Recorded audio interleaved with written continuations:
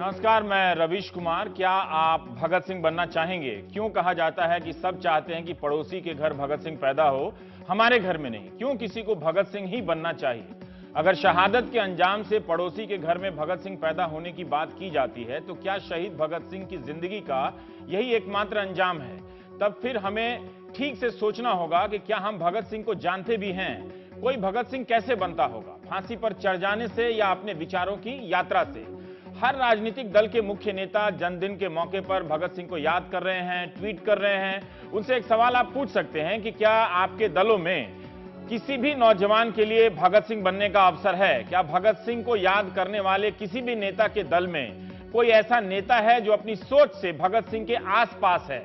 भगत सिंह की एक तस्वीर लेकर ट्वीट कर देना, व्हाट्सएप पर मैसेज कर देना, यह सब अच्छा लगता है कि कोई याद कर रहा है, लेकिन क्या यह पर्याप्त है? दिल्ली की बसों पर भगत सिंह की तस्वीरें हैं, वो भी पीली पगड़ी में, जबकि भगत सिंह ने पीली पगड़ी पहनी ही नहीं।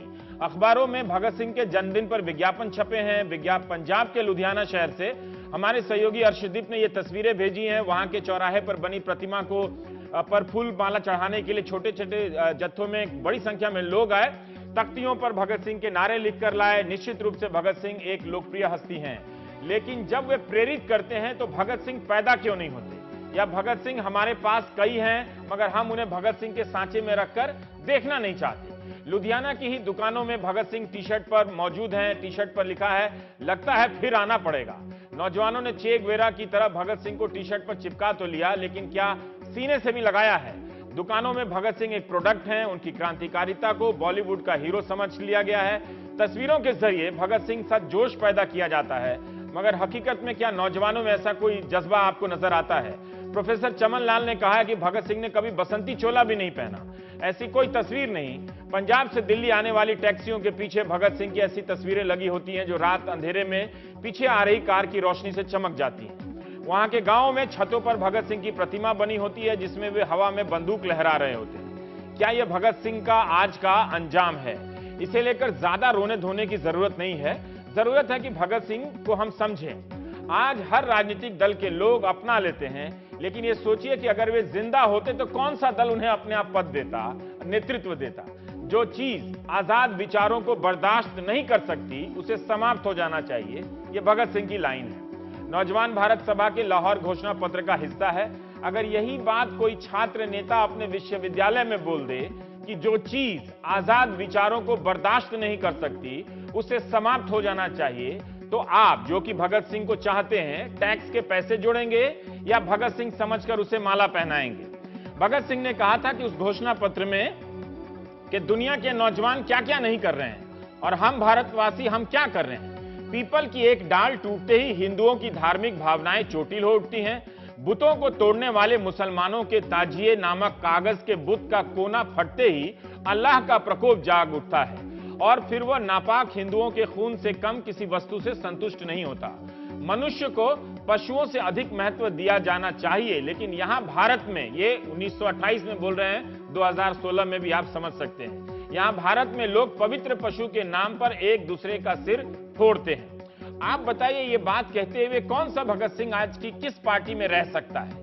क्या भगत सिंह का टी शर्ट पहनने वाले, आइकॉन मानने वाले भगत सिंह की तरह मुखरता से सोच रहे हैं? क्या कोई नौजवान यह कहते हुए किसी पार्टी की कार्यकारिणी में प्रवेश कर सकता है कि धर्मों ने हिंदुस्तान का बेड़ा गर्क कर दिया है? अभी पता नहीं कि ये धार्मिक दंगे भारतवर्ष का पीछा कब छोड़ेंगे।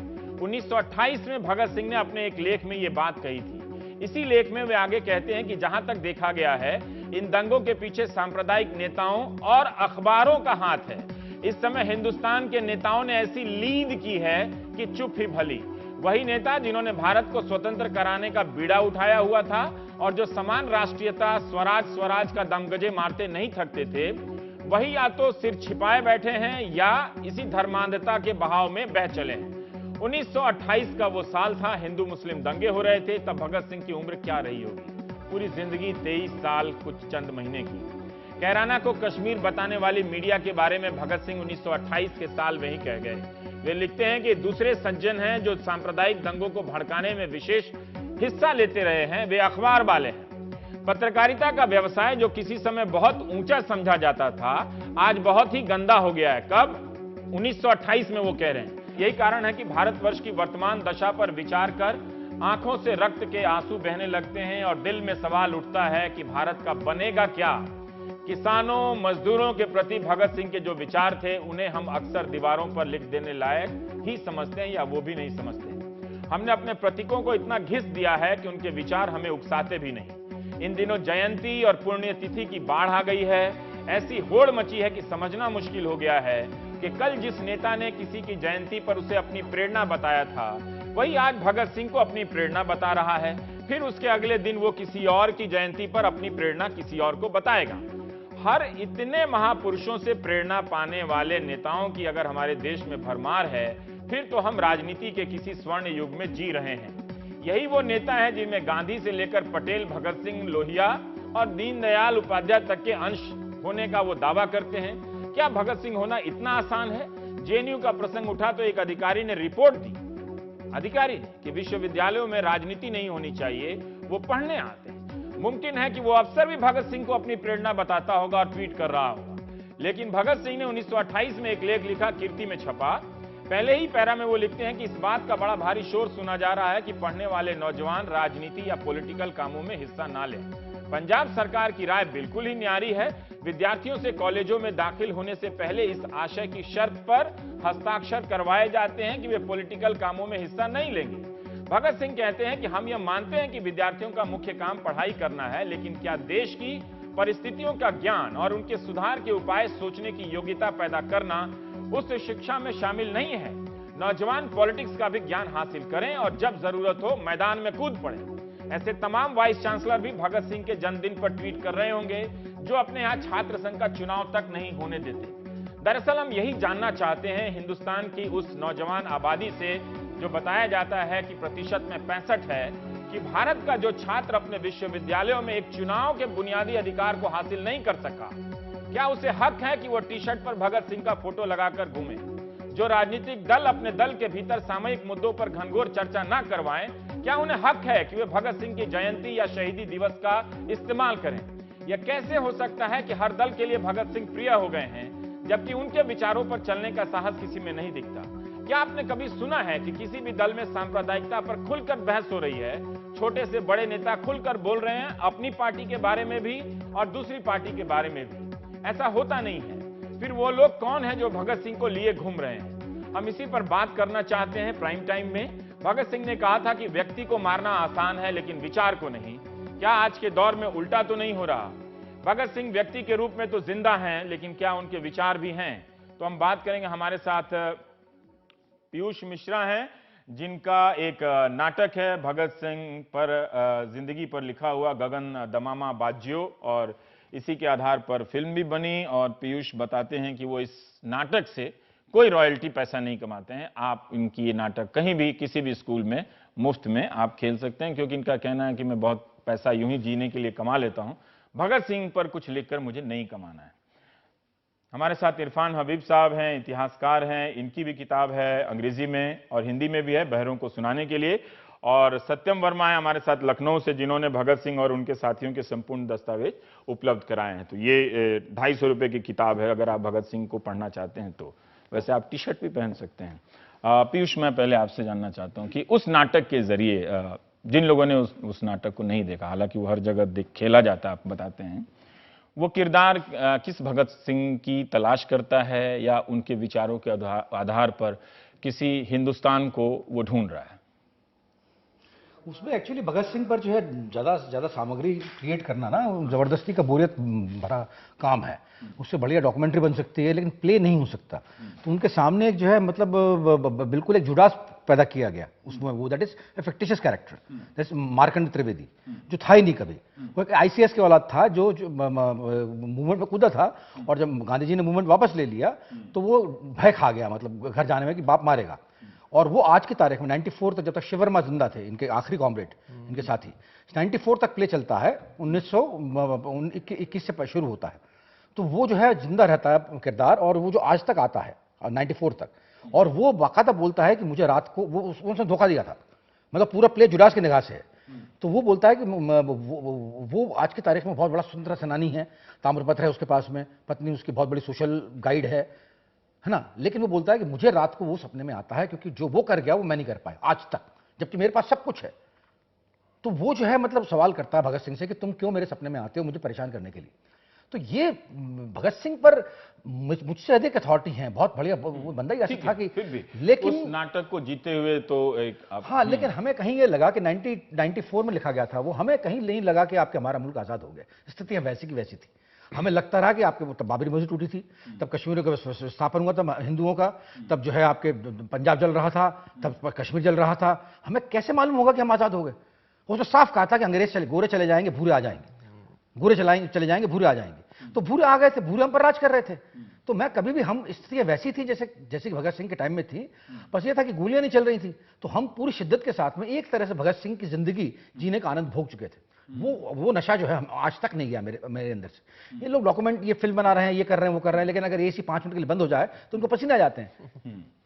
पर पीयूष, मुझे हैरानी होती है कि अभी इरफान साहब कह रहे थे कि ये भी संपूर्ण नहीं हो सकते हैं कि इस किताब में भी लिखा हुआ है कि भगत सिंह ने जितना लिखा है वो अभी तक पूरी तरह से उपलब्ध नहीं है, लेकिन ये एक पर्याप्त माना जा सकता है। पर 23 साल का वो लड़का, 23 साल 5 महीने 26 दिन एग्जैक्ट पेज है उसकी। मैं तो हैरान हूं कि वो ब्लॉग और फेसबुक के जमाने का नहीं है और इतना कुछ लिख गया है। मैं फिर भी जानना चाहता हूं कि भगत सिंह बनने की इस उम्र में अगर कोई लड़का भगत सिंह बनना चाहे तो उसको क्या क्या पढ़ना पड़ेगा, क्या क्या लिखना? नहीं पढ़ना पड़ेगा सर, वो मेरे ख्याल से कट के आते हैं लोग आगे। आइंस्टाइन, विवेकानंद, भगत सिंह कट के आए थे। कोई बना नहीं सकता इन लोग। अब मैं अभी बोलकर आ रहा हूँ भगत सिंह कॉलेज में आज के उसमें, मैं देख रहा था उन बच्चों को, 22, 21, 23 साल के बच्चे ऐसे होते हैं। मैंने देखा, अरे बिल्कुल दूध सा मुंह उनका, मार दो मुंह तो दूध टपक पड़े। ये बंदा मतलब इस उम्र का रहा होगा भगत सिंह। दुनिया के इतिहास में कमांडर चे से लेकर आपके फिदल कास्ट्रो से लेकर इतना छोटा क्रांतिकारी, और वो भी इतना समझदार क्रांतिकारी, आज तक पैदा नहीं हुआ। मतलब हंसते हंसते जान दे देना चाफेकर बंधु ने गोली चलाई थी 1898 में शायद, तब से लेकर सशस्त्र आंदोलन में हंसते हंसते जान देना बहुत आसान काम था। राजेंद्र झाड़ी, रोशन सिंह, अशफाक उल्ला खान, बिस्मिल साहब, उधम सिंह, हंसते हंसते जान देना बहुत आसान था। इसका कहना था कि हंसते हंसते जान देना बेवकूफी है, हंसते से जान दो, लेकिन वही हो, मजा ये हो कि तुम्हारे मरने के बाद में इतना बड़ा आंदोलन तुम्हारी मौत क्रिएट कर पाए। That's why he is Bhagat Singh, that's why he is Bhagat Singh. Otherwise हंसते से जानते ना कोई बहुत बड़ी बात नहीं थी उस वक्त। इनकलाब की ललकार, जोश था, हर बच्चा जान देना चाह रहा था उस वक्त। पर वो लिख रहे हैं इरफान साहब, मैं देख रहा था कि वो मजदूरों के बारे में लिख रहे हैं, वो कूका विद्रोह के बारे में लिख रहे हैं। उनका रेंज जो है वो रूस की क्रांति से लेके कहां तक ऐसा है, ये जापान के आंदोलन तक उनका रेंज। जैसे अभी पीयूष कह रहे थे कि ये लोग पैदा नहीं होते, भेज जाते, ये लोग तो हाँ, ये आसान काम नहीं है। नास्तिक अवतारवाद में यकीन नहीं करते। हाँ, बिल्कुल का कोई विश्वास नहीं था, लेकिन ये स्पेशल लोग थे। और भगत सिंह का खास तौर से जो पूरा जीवन है, आप पूरा बचपन से देख लीजिए, वो आदमी 17-18 साल की उम्र में वो चीजें लिख रहा है जो आज का नौजवान सोच भी नहीं सकता, है ना। तो वो 23 साल में तो वो चला ही गया, वो लिख रहा है पिछले 5-6 साल से। तो इसका मतलब 17-18 साल की उम्र से उसने लिखना शुरू किया। ये कीर्ति के जो आर्टिकल्स हैं ये सब उसी पीरियड के हैं। उस दौर में हम जस्ट कल्पना करना चाहते हैं आज के अपने नौजवान दर्शकों के लिए कि उस दौर में जब बिजली 24 घंटे नहीं होती होगी, है ना, लिखने के लिए भी कलम और स्याही बड़ी मुश्किल से भरी जाती होगी, उसमें ही 10 मिनट निकल जाता है। बिल्कुल इतना लिखने वाला, बिल्कुल। तो ये एक बहुत स्पेशल, जैसे हमने एक डॉक्यूमेंट्री बनाई थी इनकलाब के नाम से, जो तीन मूर्ति ने उसको स्पॉन्सर किया था। वो अवेलेबल है, तीन मूर्ति से बिकती है, बहुत सस्ती, 50 रुपए में, और 45 मिनट की डॉक्यूमेंट्री है, जो बहुत सीरियस रिसर्च बेस्ड चीज है, जिसमें आर्काइव्स के और पुराने कागजात में इस्तेमाल किए, और दिखाने की कोशिश ये की कि भगत सिंह की जिंदगी वो सिर्फ एक क्रांतिकारी की जिंदगी नहीं थी, वो एक विचारक की जिंदगी थी। वही विचारक था, पढ़ लिखने वाला, है ना। और आज की जो विरासत है, अफसोस की बात है, जो आपने अपनी भूमिका में कहा भी, कि हम उसको सिर्फ एक पोस्टर बॉय की तरह इस्तेमाल कर रहे हैं, और एक क्रांतिकारी विचारक की तरह से हम सोचते भी नहीं। और जब हम सोचते नहीं तो हम पढ़ेंगे क्या? हमको ये मालूम नहीं कि उसने लिखा क्या है, उसने लिखा भी है कि नहीं। तो आज तो नौजवान को पहले तो ये बताएं कि वो भगत सिंह वो सिर्फ पोस्टर बॉय नहीं है, वो सिर्फ कैसे हो गोली सकता चलाने है? या वाला तो हम इसको स्वीकार कर लें कि हमारा नौजवान भगत सिंह को पसंद नहीं करता है, मुझे ठीक। दुख के मुझे से और एक अगर सेकंड में पसंद आपको करता है तो वो इस बात को कैसे बर्दाश्त कर सकता है, ये बात सुनने के लिए कि विश्वविद्यालयों में छात्रों को राजनीति नहीं करनी चाहिए? इसका मतलब वो भगत सिंह को पसंद नहीं करता है या बिल्कुल नहीं बिल्कुल जानता है। बिल्कुल कंट्रडिक्शन है उसमें, कोई यही तो चीज मतलब ही हो नहीं सकती है है ना। बिल्कुल। नहीं, चेतना तो है सर, माफ करना, मतलब आज के अरे बिल्कुल, मतलब इनको हम कम करके आंकते हैं, आज के विद्यार्थियों को हम बहुत कम करके आंकते नहीं, हैं। चेतना बहुत है, चेतना बहुत है सर, चेतना बहुत मतलब है। मैंने जब गुलाल की थी तो मुझे लगा था कि गाने सबसे पहले इनके सर के ऊपर से निकलेंगे। आज की तारीख में गुलाल के गाने अगर पॉपुलर है तो कैंपस में, कैंपस में हमारे बच्चों में पॉपुलर, हाँ, दोनों लड़कों तो बड़े ये फेवरेट है, बहुत मैं बता समझते रहा हैं था। सर, बहुत समझते हैं। ये इनका यही है कि या तो हीरो हमको, हैं, हीरो हैं। अरे बिल्कुल है, बिल्कुल है, मतलब ये इनके विचार जो हैं, एक फर्क ये हो गया है कि इस वक्त के नौजवान जो है उनका कहना ये है कि या तो हमको गुलाल दो या फिर हम ग्रैंड मस्ती जाके देखेंगे। साफ बात है, हमें दो, हम लेने के तैयार है। हम दे नहीं पा रहे सर, हम मेरे जैसे बंदे जो हैं जितना कोशिश कर ले, हम शायद उनको विचार दे नहीं पा रहे, ये हमारा दोष है। ये सुप्त जनरेशन नहीं है सर, ये बहुत बहुत उबली हुई जनरेशन। ये सर्च कर रही है, मतलब आप कह रहे हैं देखिए, मेरे ख्याल से कर रही है सर, मेरे ख्याल से कर रही मैं है। आप एग्री करता हूँ कुछ हिस्सों से, आप कह रहे हैं वो बात सही है, लेकिन बात ये है कि देखिए, जैसे ये किताब है, अक्सर कहा जाता है कि साहब अंग्रेजी में सारा लिटरेचर अवेलेबल है, पढ़े कैसे, है ना? जो आप हिंदी पढ़ने वाला, ये हिंदी में किताब है, मेरी अपनी किताब हिंदी में है, तमिल में है, बंगला में है, और तो ऐसा नहीं है कि लिटरेचर अवेलेबल नहीं है। बात ये है कि लोगों में एक तो वक्त नहीं है, लोग पढ़ना ही नहीं चाहते, ये छोटी छोटी चीजें, आसान चीजें हैं जो पोस्टर पर अगर आपने आप खरीद लिया। बताइए कि अगर कोई भगत सिंह के विचारों तक जाए तो जाना चाहेगा, जा सकता है। आज की जो राजनीति और जिस अगर व्यवस्था में वो ईमानदारी से, जीता है, वो अगर भगत सिंह उसको- के विचारों के नजदीक जा सकता है। मैं मतलब वो जाके मजदूरों के लिए सवाल करेगा, वो जाकर किसानों के लिए सवाल करेगा। क्या है, मैं कई लोगों को जानता हूं जो पूरा अपना जीवन इसी पे लगाए हुए हैं, नौजवान लोग, बेंगलोर बेस्ड हैं, पंजाब में कई लोग हैं जो फुल टाइम लगे हुए हैं भगत सिंह के विचारों को आगे बढ़ाने में, कोशिश करते हैं, सोशल मीडिया के थ्रू कोशिश करते हैं, पोस्टर्स के थ्रू कोशिश करते हैं, गोष्ठियां करते हैं, बताते हैं लोगों को कि भगत सिंह के विचार ये, भगत सिंह विचारक था। फुल टाइम नहीं भी लगे हों तो भी जो है, अगर प्रोफेशनल तो भी कुछ हैं हैं वो, लोग। तो भी जो है अपने अपने जीवन का एक हिस्सा उन्होंने आपके बाकायदा इस चीज बिल्कुल, के लिए, अगर मैं बिल्कुल। प्रोफेशन में भी हूं तो प्रोफेशन में वही गाने करूंगा, वो मैं कंप्रोमाइज नहीं करूंगा, फिर मैं वही गाने करूंगा, वही गाने लिखूंगा, वही एक्टिंग करूंगा, जिससे कि आपके इस तरह के विचार जो है आपके और आगे जाए। सत्यम हमारे साथ लखनऊ में है। सत्यम, मैं आपसे जानना चाहता हूं कि भगत सिंह की क्रांतिकारिता और उस पहलू पर तो बहुत जोर है, ठीक है। आप जब ये किताब छाप रहे थे तो बहुत सारी किताबें पहले से भी छपी हुई है और इसमें आप काफी परेशान हैं इस बात से कि भगत सिंह को एक आइकॉन तक में सिमट दिया गया है, ठीक है, कि सिर्फ वहीं तक वो सीमित नहीं है, बहुत यहाँ भी बात हो रही है विचारों के लिए। लेकिन क्या आप उसकी कुछ झलक दे सकते हैं क्या कि वो कौन से विचार हैं? अगर कोई आज का नौजवान जो स्टार्टअप में बिजी है, जिसे लगता है कि जो राजनीतिक नारों में बिजी है, और उसे भगत सिंह की ये बात अगर बता दी जाए, वो चाहता भी है भगत सिंह को, तो फिर वो गड़बड़ा जाएगा पूरा वो अपने वो रास्ते से। देखिए, ये बात बिल्कुल सही है कि पिछले लंबे समय से भगत सिंह को एक महज आइकन बना दिया गया है, और आइकन भी सिर्फ एक बहुत बहादुर बम फेंकने वाले, पिस्तौल लेके गोली चलाने वाले क्रांतिकारी के तौर पर, जबकि ये उनके व्यक्तित्व का एक पहलू है। अगर सिर्फ यही होते भगत सिंह तो ऐसे और भी बहुत सारे क्रांतिकारी थे।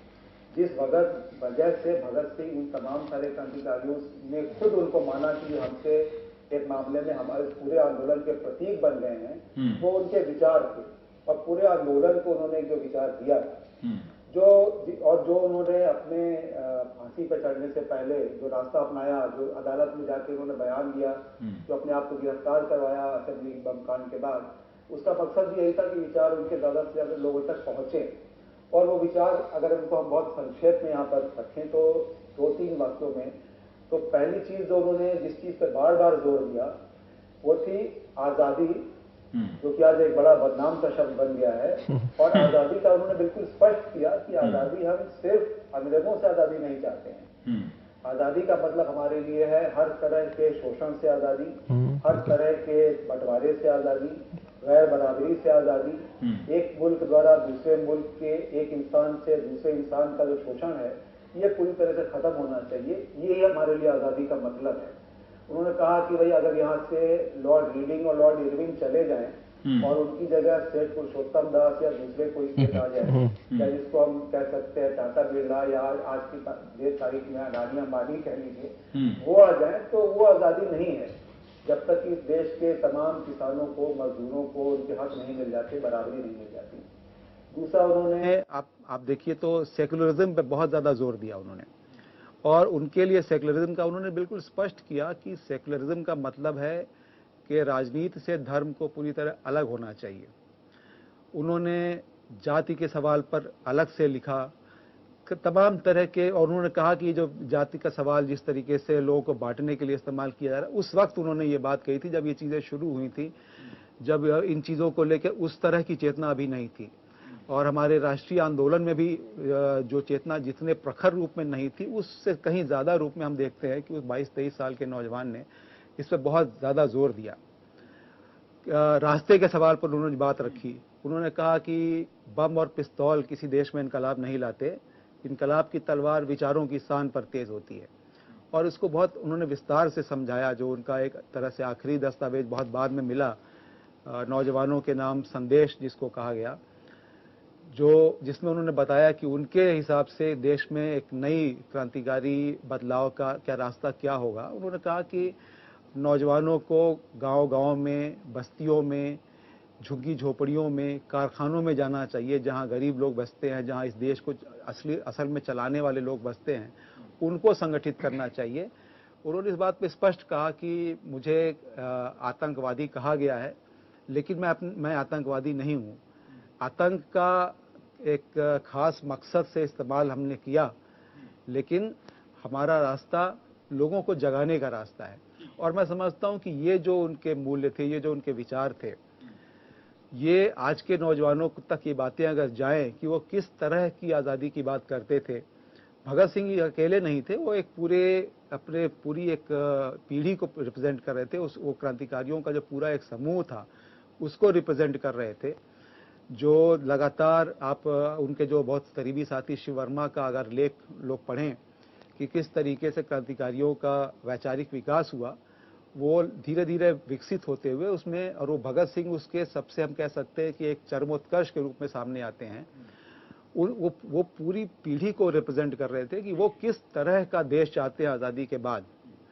तो वो अगर लोगों तक पहुंचाया जाए कि तो लोग खुद समझ में, हमें बताने की जरूरत नहीं है, लोग खुद समझ जाएंगे कि ये तो वो देश नहीं है, फिर वो जा भी रहे हैं। वो खुद समझ जाएंगे कि ये तो वो देश है ही नहीं जो भगत सिंह चाह रहे थे। अभी भी दस्तावेज उपलब्ध नहीं है भगत सिंह के, बहुत सारी ज्यादातर बिल्कुल। देखिए, हम ये कुछ चीजें बची होंगी, लेकिन ज्यादातर प्रामाणिक तौर पे तो हम दावा तो नहीं कर सकते, लेकिन कि 4 किताबें उन्होंने लिखी। जेल में जो था वो यूजुअली गायब हो गया ना। हाँ, कुछ कहते हैं लोग गायब हो गया, लेकिन अब जो मिला है वो बहुत है लोगों तो उनके विचार बताने के लिए। लेकिन अगर ऐतिहासिक तौर पे हम देखें, बिल्कुल, लेकिन जहाँ देखिए एक इतिहास के प्रति एक तो उस नजरिए की बात है। ये तो एक ये भी दुखद है कि जो भी मिला है उसमें यहाँ की जो एस्टैब्लिशमेंट है उसका रोल बहुत कम है। ज्यादातर जो उससे बाहर, जो जैसे कि लंबे समय तक जो पाठ्यक्रमों में पढ़ाया जाता रहा, उसमें वो चीजें नहीं थी। लोगों ने स्वतंत्र रूप से खोजा है, लोगों ने स्वतंत्र रूप से छापा है उन चीजों को। जैसे उनकी जेल नोटबुक जो थी, बहुत ही एक दुर्लभ दस्तावेज था। वो करीब 63 साल के बाद पहली बार अंग्रेजी में छपा, फिर हिंदी में प्रकाशित हुआ। लेकिन उसमें और काफी साल जब वो सारे बहुत बड़ी उसकी काफी चर्चा हो चुकी, तब पंजाब सरकार ने पिछले दिनों शायद उसको छापा। तो इस बाकी और सारे दस्तावेज आपको गांधी बाग में 48 खंड में मिल जाएगा, लेकिन भगत सिंह के दस्तावेज नहीं मिलेंगे, लाइब्रेरीज में भी जल्दी नहीं मिल पाते। एक मैं यहाँ पर देख रहा हूँ, ये बहुत विडंबना है। ड्रामा क्लब में भी पीयूष वो हिस्सा लेते थे। नौजवान भारत सभा थी ना। मैं यही समझ, मैं बार बार इसी बात, जब भी मैं भगत सिंह के बारे में सोचता हूँ, जो आप कह रहे थे कि भगत सिंह कॉलेज में आप गए तो आपने नौजवानों को देखा 20-21 साल में, मासूम से हैं, बच्चे हैं, है ना। इसी उम्र में वो नेहरू रिपोर्ट का क्रिटिक भी लिख रहे हैं, उसकी आलोचना भी लिख रहे हैं, है ना। गांधी के आंदोलन और सुभाष चंद्र बोस और नेहरू के बीच में भावात्मक तुलना भी कर रहे हैं कि दोनों में कौन परिपक्व है। बम की फिलॉसफी उन्होंने लिखा। आपके मतलब मैं नास्तिक क्यों हूँ। इसके अलावा दूसरी बात, उनका जो कलरफुल एस्पेक्ट वो सामने नहीं आया। वो क्या है? अरे राजगुरु, ये बिल्कुल ऐतिहासिक लाइन है। राजगुरु बोला करते थे कि एक तो हम जैसे चेहरे हैं, एक यह 5 फुट 10 इंच का लड़का, इस पर लड़कियों को गिरते हुए संभालने में दम निकल जाती है। नॉन कलरफुल आदमी नहीं था, बड़ा मस्त आदमी था, खाना इतना बढ़िया लाया करते थे वो। इंग्लिश फिल्मों के बड़े शौकीन थे। इंग्लिश फिल्म को चार्ली चैपलिन के मतलब जबरदस्त शौकीन थे, चार्ली चैपलिन और ग्रेटा गार्बो के जबरदस्त। इनको ये पंडित जी जो है आजाद साहब, रोज चवन्नी मिलती थी इनको डेली खर्च के लिए।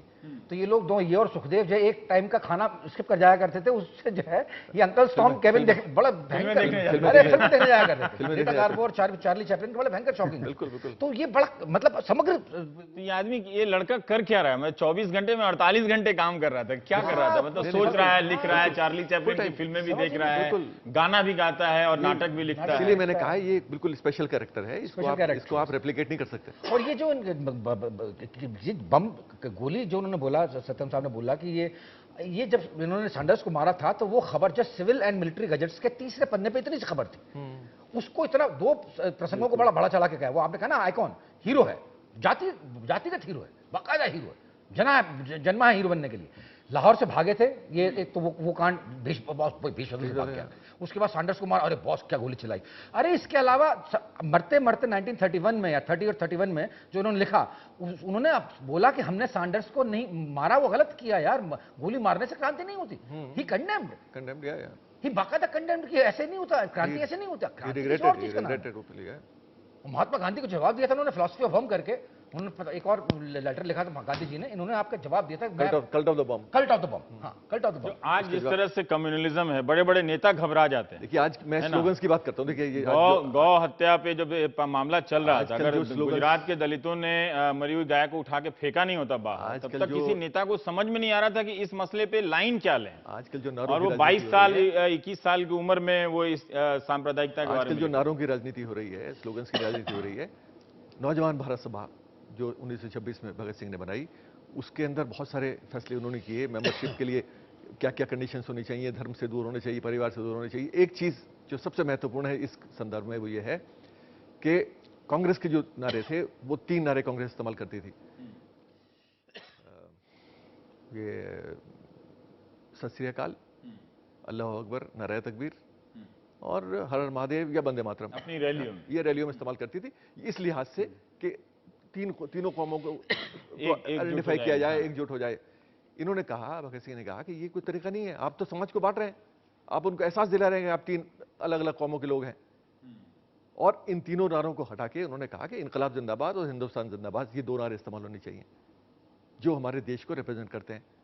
इनकलाब जिंदाबाद और हिंदुस्तान जिंदाबाद। बस, तो ये नौजवान भारत सभा का नारा था।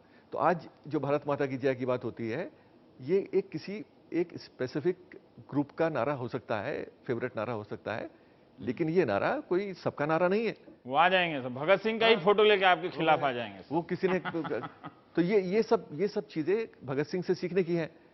भगत सिंह से तो भगत सिंह ने बहुत कुछ छोड़ा है। सर मतलब आपके ये प्रताप में जब लिख रहे थे गणेश शंकर विद्यार्थी, he had bad English, very bad English. और उसके बाद में 1929 में जब बम कांड हुआ था, वो भेजे इसलिए 1924 में he had a very bad English, और 1929 में he had such a wonderful English कि भेजा ही उन्हें इसलिए गया कि ये खुद बोला इन्होंने, पहले राजगुरु का नाम था इसमें, राजगुरु फैल गया, बल्कि बहुत बड़ा ड्रामा था वो फैल गया पंडित जी के पास में जाके कि मैं क्यों नहीं जाता। वो he was the most colourful सेनानी ऑफ द ग्रुप कि मैं मार दूंगा और ये कर दूंगा। उन्होंने कहा तू अंग्रेजी बोल सकता है, नहीं बोल सकता। उन्होंने कहा वो खाली इसलिए जाकर अंग्रेजी बोलेगा वो, तो उन्होंने कहा हाँ अंग्रेजी इतनी बढ़िया थी कि अंग्रेजी में बात करनी पड़ेगी बहुत सारा लोगों से, प्रेस से, तो इसीलिए that's why he was sent and that's why he proposed himself कि आई शुड बी सेंट। और उसके पहले सुखदेव से आगरा में बड़ा झगड़ा हुआ था इनका, सुखदेव ने बड़ा गंदा इल्जाम लगाया था। सुखदेव ने तो दुर्गा भाभी वगैरह। सत्येंद्र साहब, हम जानना चाहते हैं, पीयूष यहाँ बात कर रहे हैं कि आज के लड़कों के लिए आप कुछ और भी इसमें जोड़ सकते हैं क्या, उनकी व्यक्तिगत पहलू जो उनके लेखन और राजनीतिक सक्रियता से अलग की जो चीजें हैं?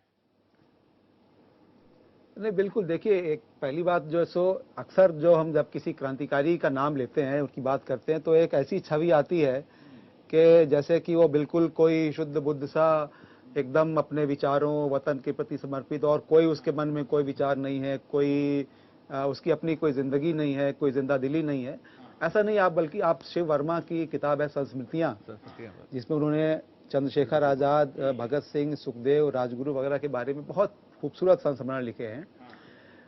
वो मतलब आप देखेंगे तो ये सारे ही लोग इतने बेहद जिंदा दिल, जीवंत और तरह तरह के, मतलब जितने वो लगातार खतरों में जीते थे, लगातार आशंका में थे, लगातार और बहुत बहुत ज़्यादा सक्रिय रहते थे, उसके बावजूद मनोरंजन के लिए, एक दूसरे के साथ हंसी मजाक के लिए, जैसे भी बात हो रही थी, फिल्म देखने के लिए बाकायदा चंद्रशेखर आज़ाद से मिले हुए खाने के पैसे में से चुरा के और बाकायदा भीड़ में धक्का मुक्की करके, ये जिम्मेदारी भगत सिंह की ही होती थी कि वो ज़रा तगड़े आदमी थे तो हाथ जाके ले आते थे टिकट। या जैसे कुछ एक बड़े दिलचस्प किस्से उन्होंने उसमें दिखाए हैं कि भगत सिंह खाने पीने के, पंजाब के आदमी थे, खाने पीने के शौकीन व्यक्ति थे।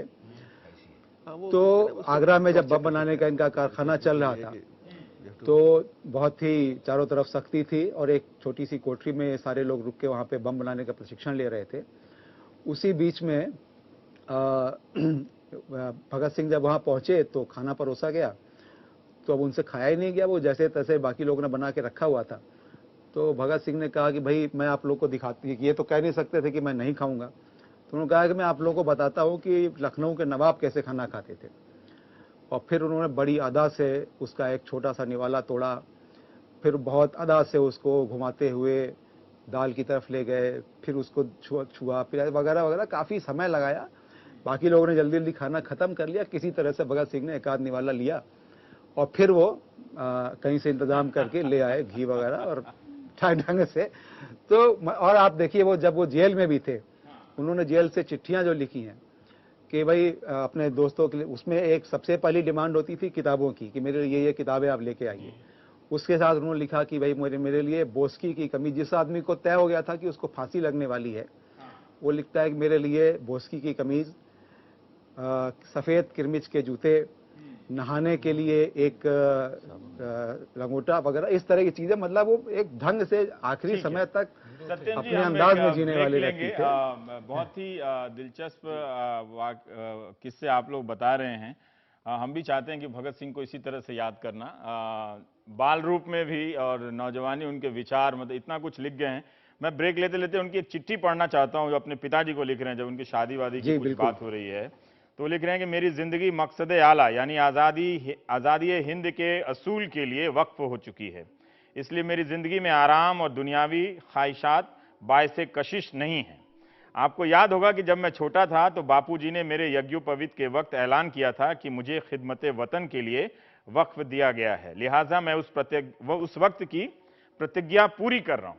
आपका ताबेदार भगत सिंह। तो ये वो लिखते हैं, उर्दू अच्छी जानते थे और अंग्रेजी तो उन्होंने अपनी ठीक कर ही ली थी, और बाकी जो जानते थे उनके बारे में हम बहुत कम जानते। तो ब्रेक के बाद और भी कुछ जानने का प्रयास करेंगे।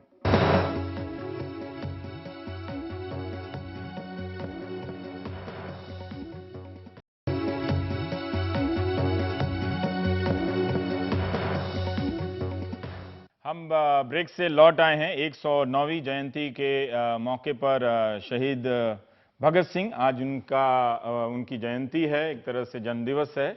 तो उस मौके पर हम याद कर रहे हैं उनके बचपन की खूबसूरती, उनकी जवानी की जो संजीदगी है उसके बारे में। इरफान साहब, मैं थोड़ा सा जानना चाहता हूं कि ये भगत सिंह एक सिटीजन, एक नागरिक के राजनीतिक चरित्र को गढ़ने का प्रयास कर रहे हैं। उस वक्त जहां गांधी उनको सबके साथ स्वीकार, आप जैसे हैं वैसे आ जाइए रामधुन भजन में और एक अपने दर्शन पर चलिए, भगत सिंह कहते हैं कि नहीं, मुझे बिल्कुल एक अलग नागरिक राजनीतिक व्यक्ति चाहिए। राष्ट्रवाद और इन सब चीज़ों पर अभी हाल फिलहाल में बहुत बहस हो रही है, तो भगत सिंह ने फिर कैसे देखा था इन सब सवालों को? देखा था यार, ऐसा है कि भगत सिंह ने, पहली बात तो ये है कि गांधी और भगत सिंह के बारे में जो बात की जाती है, जैसे आपने भी ये इंडिकेशन इसका दिया, मुझे नहीं लगता, आप अगर उस वक्त के समय का लिटरेचर पढ़ें जो भगत सिंह ने खुद लिखा है और गांधी ने जो कुछ लिखा जवाब में, जो पत्राचार उनका हुआ, और जो उस वक्त की जो कांग्रेस पार्टी खुद थी, उसमें जहाँ तक राजनीति का सवाल है, राष्ट्रीय आंदोलन का सवाल है, उसमें इतना ज़्यादा सीरियस मतभेद नहीं थे जितने आज हम देखने की कोशिश करते हैं। वो बहुत सारी कॉमन चीज़ें थी। जहाँ तक विचारों का सवाल है, जहाँ तक कमिटमेंट का सवाल है, वो तो उनकी विचारधारा वो सब सामने आती है, जो उनके लेखों में आती है, जो उन्होंने अखबारों में लेख लिखे, जो उन्होंने कहा बोला, जो नौजवान भारत सभा बनाई, जो उसका मैनिफेस्टो बनाया, उस समय सब में सामने आता है। लेकिन गांधी को लेकर जो एक बहुत बड़ा एक इशू बनाया जाता है, वो मैं मुझे नहीं लगता कि वो इतना बड़ा एक बाइनरी है। हाँ, वो ऐसा कुछ नहीं है। दूसरी चीज ये है कि भगत सिंह ने जो एक कंसीव करने की कोशिश की, एक भारतीय की, एक नागरिक की, एक नौजवान की उस समय के हिसाब से, उसमें 3-4 चीजें बहुत महत्वपूर्ण हैं जो आज भी उनकी रेलेवेंस उतनी ही बाकी है, और जिसके बारे में उन्होंने लिखा भी। राष्ट्रवाद इंक्लूसिव राष्ट्रवाद होना चाहिए, धर्म आधारित नहीं होना चाहिए। कई जगह इंडिकेशन दिया उन्होंने इस बात का, बार बार लिखा। तो बात होती है कि धर्म के आधार पर इस आर्टिकल में जो आपने कोट किया है, उसमें भी एक पैराग्राफ में यही एक्सपेंड किया है, कीर्ति के आर्टिकल में, कि धर्म आधारित राष्ट्रवाद नहीं होता। आप राष्ट्रवाद को डिफाइन करते समय किसी एक वर्ग को देश का दुश्मन नहीं बना सकते। तो ये एक साफ तौर से उन्होंने बार बार इस पर जोर दिया। दूसरा, जो छूत अछूत का सवाल है, जो आज उतना ही महत्वपूर्ण है, उस पर कितना ओपनली लिखा। और हद ये है कि मालवीय जी के बारे में डायरेक्टली नाम लेके लिख दिया कि मालवीय जी इतना बड़ी बातें करते हैं, और जब किसी अछूत से हार पहनते हैं तो घर जाके कपड़ों समेत स्नान करते हैं। तो ये डायरेक्टली लिख रहे हैं। तो ये कोशिश की उन्होंने नौजवानों को बताने की कि ये इस तरह का जो जीवन है वो आपको जीना पड़ेगा। हम आदर्श मानते हैं, उन्हीं को टारगेट किया। दौर में भगत सिंह मतलब उनका सम्मान करते हुए उनको क्रिटिक भी करते हैं कि नहीं? लाजपत राय वो हिंदू महासभा के मेंबर बन गए थे लास्ट में। लाजपत राय काफी क्रिटिक है उनकी। लाजपत राय की मौत का बदला लिया। हाँ? लेकिन उससे पहले एक पैम्फलेट उन्होंने जारी कर दिया, the lost leader. Hindu Mahasabha join करने के बाद मतलब ये भी नहीं कि जो सोच लिया, जो तय कर लिया, उसी पे चल रहे हैं। और लाला जी क्या कहते हैं भगत सिंह के बारे में? वो कहते हैं, साहब ये नौजवान तो मुझे लेनिन बनाना चाहता है। यही तो सवाल है ना कि सब भगत सिंह से डरते हैं कि भगत सिंह क्या आपको, पीयूष मिश्रा को या किसी भी नौजवान को जो उनको अपना हीरो मानते हैं लड़के, उनको ये डर लगता है कि भगत सिंह हमें लेनिन ना बना दे, हमें कम्युनिस्ट ना बना दे। क्या लेनिन ना बनाते? क्या मुझे लेनिन बनाना चाहता है? तो ये एक इस तरह के जो व्यक्तित्व है भगत सिंह का, वो व्यक्तित्व सामने आता है। आप पढ़िए, उसमें आपको पता चलेगा किस तरह का नागरिक वो बनाना चाहते थे। क्या आपको लगता है कि पीयूष इस दौर में फिर इस तरह से साफ एक 20-22 साल की उम्र में एक नौजवान लिखे कि सांप्रदायिकता और उसका इलाज भी प्रेस्क्रिप्शन भी। नौजवान भारत सभा का घोषणा पत्र में देख रहा था, मुझे ये लग रहा था कि कोई 50-60 साल राजनीति में गुजारने वाले बहुत सारे लोगों से मिलकर लिखने वाले घोषणा पत्रों से भी कहीं ज्यादा परिपक्व घोषणा। बिल्कुल कैसे हो गया, कैसे नहीं हुआ, ये समझ नहीं आता। मतलब आपकी दैवीय प्रकोप क्या दैवीय ही है ये सब। बिना उसकी डिवाइन इंटरवेंशन के ऐसा कोई बंदा नहीं हो सकता मेरे ख्याल से। झंझनाहट हो जाती है। नहीं, झंझनाहट मतलब लॉजिकली आप समझ नहीं पाते कि भाई कैसे हो सकता है इस उम्र में इतना सब कुछ लिखने वाला। भाई कम्युनलिज्म पर लिखने वाला सैकड़ों है, उसके हल भी लिखने वाला, ये उसका सॉल्यूशन है। ये नहीं है। प्रेम पर लिखने वाला कितना उन्होंने कौन कहते, मैगजीनी को कोट किया उन्होंने, कमाल खान को कोट किया, पाशा क्या नाम थे वो, उनको कोट किया, कमाल पाशा। उन्होंने कहा अगर वो लोग जो है मतलब बिना प्रेमिका के कैसे हो सकती है क्रांति, बिना प्रेम के क्रांति हो नहीं सकती। मैगजीन ने उन्होंने कोट किया कि जो है मतलब पूरी तरह हार चुका था वो, और उसकी प्रेमिका के एक खत ने उसको जिंदा कर दिया। तो मैं बेवकूफ हूं क्या, मैं बिना प्रेम के जो क्रांति करूंगा? मैं तो बहुत हंसते हुए क्रांति करूंगा। और लास्ट तक रहा कि अब मुझे मालूम नहीं अगला जन्म होता है कि नहीं, अगर होगा तो मैं अपनी महबूबा के कंधे पे सिर टिकाना पसंद करूंगा। That's all. ये है उसके लफ्ज। उसको मतलब साबुन के कैलेंडर पर लगा के छोड़ दिया हम लोगों ने उसको। देखे क्या नौजवान। देखिए आखिरी वक्त की बताता हूँ। मैं इससे इत्तेफाक रखता हूँ कि भगत सिंह को हमने स्टिकर में चिपका दिया है, मतलब वहां से निकाल कर उनको बिल्कुल नजदीक से और उस स्नेह के साथ देखना चाहिए कि मतलब कांग्रेसी राज में क्या मतलब पाठ्य पुस्तक के आपके 6th स्टैंडर्ड 8th स्टैंडर्ड के कोर्स में है एक चैप्टर के बारे में। अदरवाइज कांग्रेसी ने क्या क्या बुरा किया इनके साथ में। नाम अगर वो इतना बड़ा आदमी नहीं होता तो अभी तक तो उसकी ख्याति खत्म हो चुकी होती। ये जो एक लाइटर साइड उनकी जिंदगी की जो हम बात कर रहे हैं, 8 अप्रैल 1929 को जब असेंबली में बॉम्ब फेंका उस दिन सुखदेव ने दुर्गा भाभी को खत लिख के कहा कि साहब ऐसा है, ये आपको अगर भगत सिंह से आखिरी बार मिलना है तो आप दिल्ली आ जाएं और उनसे मुलाकात कर लें। तो दुर्गा भाभी केम, और यहाँ आने के बाद कुत्सिया गार्डन में, कश्मीरी गेट के पास कुत्सिया गार्डन में वहाँ मुलाकात हुई। और दुर्गा भाभी क्योंकि जानती थी कि भगत सिंह की 2 पसंदीदा चीज़ें हैं जो खाते हैं वो रसगुल्ला और संतरा, दोनों चीज़ वो लेके आई और वहाँ 1 घंटा मुलाकात हुई और उसके 1 घंटे बाद खबरें फैली पूरे देश में कि असेंबली में बम फेंक दिया। तो ये 1 घंटे पहले की बात है, रसगुल्ला खा के। सत्यम साहब, बहुत संक्षेप में आप कुछ कहना चाहेंगे? अब मेरे पास सिर्फ 30-35 सेकंड का देखिए, मैं बस समय ये है। कहना चाहूंगा कि ये बिल्कुल सही बात है कि भगत सिंह जैसे व्यक्तित्व बहुत ही दुर्लभ होते हैं और इतिहास में कभी कभी पैदा होते हैं। लेकिन इसका जैसे कभी कभी जब हम हम वही काम करने लगते हैं, अगर हम ये कहते हैं कि ऐसा फिर कभी ऐसा इसको नहीं हो सकता या कोई दोबारा भगत सिंह नहीं बन सकता, तो हम भी एक तरीके से उनको उसी तरीके से मूर्ति में बदल देने की बात करते हैं और नौजवानों से बहुत दूर कर देने की बात करते हैं। मैं समझता हूं कि भगत सिंह कोई दूसरा बने ना बने ये उतनी महत्वपूर्ण बात नहीं है। सबसे बड़ी बात यह है कि भगत सिंह जिन मूल्यों के लिए, जिन विचारों के लिए जिए और जिनके लिए शहीद हुए, उनको अगर इस देश के बहुत सारे नौजवान अपना लें, उनके लिए उस राह पर उनको भगत सिंह की राह पर चलने की बात करें तो ये जी बहुत बहुत शुक्रिया। सोचना शुरू करें, सोचना शुरू कर दें। जिस तरह से भगत सिंह की विचार यात्रा है, तमाम सवालों पर, मतलब सिर्फ 1-2 सवालों पे नहीं, तमाम सवालों पे सोचना शुरू कर दें, अपने वक्त के नेताओं पे सवाल करना शुरू कर दें, राजनीति को परखना शुरू कर दें, लिखना शुरू कर दें, तो यही भगत सिंह होने की यात्रा है, थोड़े थोड़े में। लेकिन उतना तो सचमुच नहीं लगता कि कोई होगा तो फिर देखेंगे। वैसे हुए हैं लोग, जैसा शुरू में पीयूष ने कहा कि इस देश की राजनीति में अलग अलग धाराओं पे चलकर लोगों ने इसी तरह का अपने छात्र जीवन में बहुत जोखिम उठाए हैं। आप देख रहे थे प्राइम टाइम भगत सिंह के जन्मदिवस पर। नमस्कार।